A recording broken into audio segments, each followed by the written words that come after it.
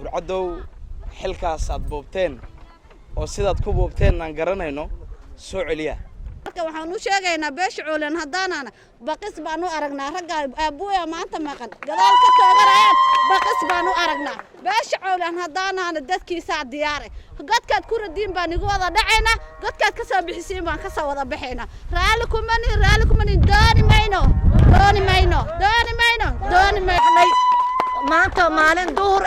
wiilasha meeshii kursiga ay ku fadhiyaan inay dib ugu fadhiistaan wiilasha ayaan la isku dilin qori ayaan la iskugu kaan dhiibin xabad ayaan la iskugu kaan dhiibin gaaris peace baan u baahannahay governor annaga xoolana kuguma haysano shaqana kuguma haysano haddana dil ha iskugu kaan dhiibina intaasaan ooga baxaya assalaamu calaykum magacayga waxaa la dhahaa Fawziya Faarax kutoka Bulakamor Galbeed Ward I'm the member waxaana meeshan maanta aan u imaaday inaan arrinta abuu ka hadlo iyo Cumar Cabdigabay ana maanta xaaladayda culusta wali aan meeshan aan xanuun i keenay oo aan dareemay rag meel lagu ogaayo haddana meeshii lagu haynin oo dhibkeeda ay leedahay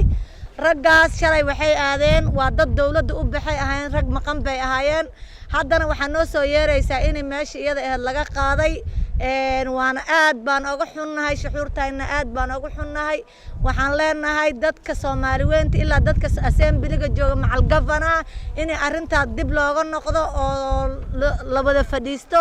arrinta tilaabada la qaado tilaabo aad iyo aad u xun weeyaan Soomaalida waxay tiraahdaa qoolay qorqabasho kuma biyo cabto qof ma qasab meel lagu ma geen karo marka dadkii shalay shaqeynayay inay meeshooda ka sii wataan anaga hadaan gabdhihii aan nahay galbeed oo waliba waxaan ka soo jeedaa Bulakamor la dhahayo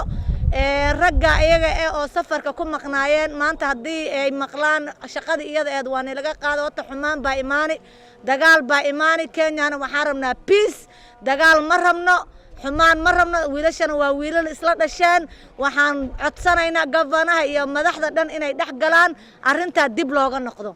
sida ugu dhaqso badan arrinta la xalliyo anaga ma rabno inay meesha noqoto gaaris waa kama guuraan inay dhacdo gaaris nabad baan u baahannahay peace baan u baahannahay haddaana wax cunin nabadda muhiim ah governor nadiif wuxuu noo ballan qaaday in madeenga dadka la siinayo madeengeega gacan laguma hayo shacabki waa shaqo la'aan aad baa magaalada gaaris loo dhib qabaa guriga governor aniga naftirkeyga qofka soo dhisaan ahaa intaasoo jeer baan gurigiisa ku noqday anigoo Fawziya Faarax hataa wax ilbaabka iga furana waan waay hadduu maanta facekeyga arkana fadhigu iga kacay laakiin waxa dhibka keenay governor waxa way dadka gacanta ku hayo oo maamulay oo shacabka u shaqeynay yaa dhibka hayaan waxaan ka codsanaynaa dawladda inuu governor indha dheer noo yeesho sidii ninka governor Nairobi oo kale uu noo noqdo taasaan codsanaynaa ninka governor Nairobi dadkiisu ku dhex jira masaakiintu dhex taaganahay governor waxaan codsanaynaa inaa gadaal noo soo fiirisa qaasatan galbeed waliba Bulakamor nama garanaysa abuuna wiilka anaga meesha geysanay Cumar Cabdigabayna dad baa meesha geystay oo u soo dhididay u soo rafaaday Soomaaliyas Assalamu alaykum warahmatullahi ta'ala wabarakatuh my name is Iman Mohammed Hassan I came from Galbeed Ward Soomaaliya magacaygu waa Iman Mohammed Hassan waxaan ka soo baxaa degmada Galbeed halkan maanta waxaan iskugu imaanay oo intan shacbiyada aan soo wala baxnay waa hal xuquuq oo dhacday taasoo shalay ka dhacday county assemblyga intaan si falanqeyn arrimaha kale waxaan rabaa inaan falanqeeyo arrinta signature the outgoing signatures oo ay aruuriyeen those cartels from MCA those cartels from county assembly such as Mahad and Abo arrinta ay aruuriyeen oo signatures ka ah baan rabaa inaan laba qodob idin kaga sheego anigu waxaan ka soo jeedaa beel la yiraahdo Rewaafate dadka waxaa noo matalaan meeshan xildhibaanan ku leenahay gabar baan isla hadalnay xildhibaaninta kamid ah oo signatures-ka la vote-gareeyay kamid ahayd waxay tiri aniga signature-gayga waa la vote-gareeyay saacadda waxa markay dhacaysana Nairobi baan u sii socday that is the statement aan ka hayo beesha Rewaafate mise groupkooda aan ka soo dhaxelay arrinta kale aan u shaacin rabo waxa weey governor aniga governor in statement la qaato governor waxaan dhihi rabaa sujuudda shalay raggan ay sujuudeen tan soo kadalobsiga xigto la kadalobsan rabo toodi lagu socdo way ninka asaga xilka markuu majority-ga hayay dadka waxay u maleynayaan inuu xoolo ku cunayay mise wax uu ku dhacsanayay dadka sida umaysa ay maleynayeen in meeshan xaaladeeda ay adag tahay lama maleynayeen laakiin xilka majority-ga waxa loo haystay inuu ninkan xoolo ku dhacsanaya loo haystay marka governor waxaan dhihi rabaa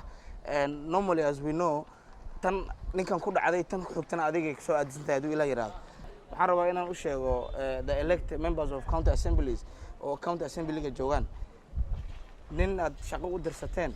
oo outside country aad geysateen shaqadii aad u dirsateen ay ahayd inuu idin soo matalo inuu dadkaas ka soo gado countiga aad raaciseen nin wasiira oo agriculture waxaas u xil saaran aad raaciseen ayaa intaad halkaas u dirteen baa intii vote signatures la aruuriyey baa loola tegeen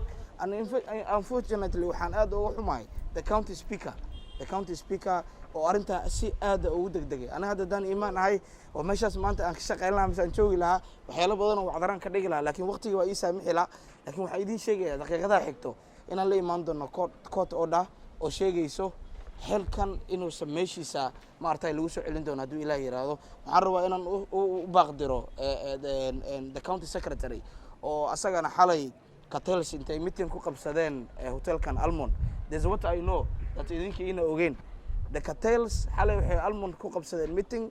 ay sheegayeen county secretary-ga iyo county public service board inay ka qaadi rabaan xilka within 24 hours and we know you cartels we know what we are planning waxaad plan garaysanaysaan and way forward ka aad u jeedaan waan wala garanaynaa marka insha Allah biidnillah anaga waxaan ka mid ahay shacbiyada halkan soo baxday waxaan shucuur halkan uga muujinayaa dhammaan dadka degan iyo masabeelaha cawliyahanka masabeesha cawliyahan iyo inta ay u kala baxaan waxaan u muujinaynaa wali lama arag mise dadka halkan joogan assembly waxaan u sheegi rabaa wali lama arag laba xil oo weyn in laba nin oo ilma adeer loo dhiibo of which majority leader iyo majority whip in laba nin oo hal qoys ka soo jeedo loo dhiibo wali taas meesha dhicin anaga xilka markii aan loo dhiibay oo dadka ay noo doorteen majority whip keena waxaan siinay